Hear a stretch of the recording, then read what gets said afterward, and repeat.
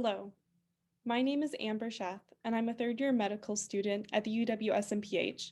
And today I will be talking to you about research I completed in the summer of 2019, which is titled Assessing Emergency Care Needs of an Indigenous Community in Rural Guatemala. I would like to begin by thanking my collaborators and research mentors who are listed below, and the Global Health Institute for hosting this talk. So, why do we even care about assessing emergency care needs at all? Well, residents of low and middle income countries often have low access to preventative and primary healthcare services, which means that acute and emergency care plays a proportionately larger role in those healthcare systems. Moreover, how acute care fits into these systems isn't well characterized, and there's also a lack of research on interventions to increase access to this kind of care. Regarding my community partners, they're based in San Lucas Toliman, which is a small town in Guatemala. There are 19 small communities surrounding San Lucas in the rural highlands, and San Lucas is marked on the map by the star. The population is majority indigenous Maya, and the estimated average income is less than 1,000 US dollars per year.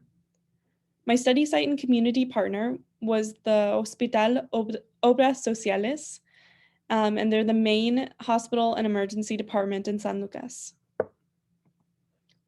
Regarding my methods, we used a mixed methods approach, which involved a chart review of ED visits in 2018, as well as a series of semi-structured interviews, which were conducted with small groups of community members, community health workers, and hospital staff.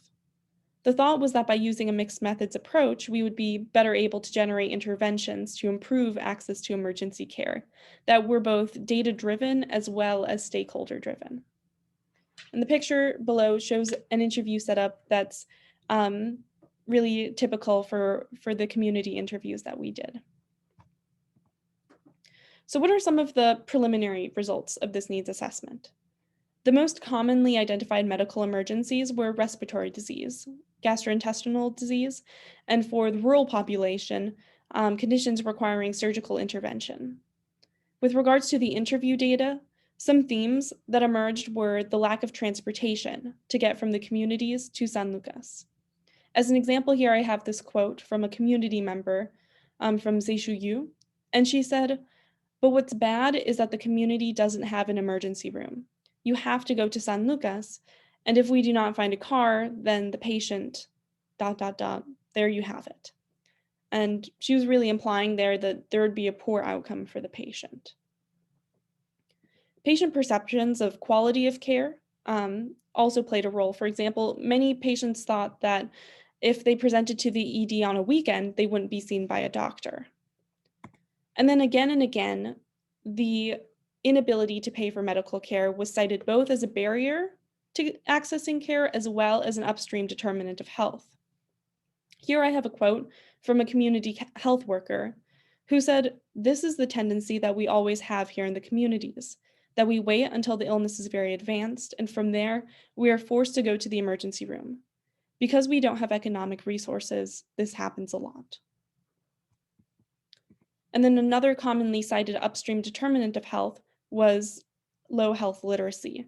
For example, this quote from one of the ED nurses: "There are many people who do not have the necessary education to be able to take care of themselves, to know what they have to do when they feel badly, or what they should do when there's some kind of accident."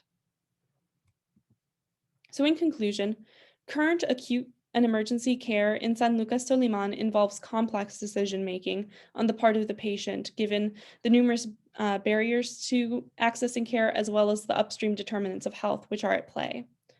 However, there are some interventions which may be more effective based on this study, such as improving transportation options and increasing patient education. And so, thank you all for your attention, and I'll take any questions.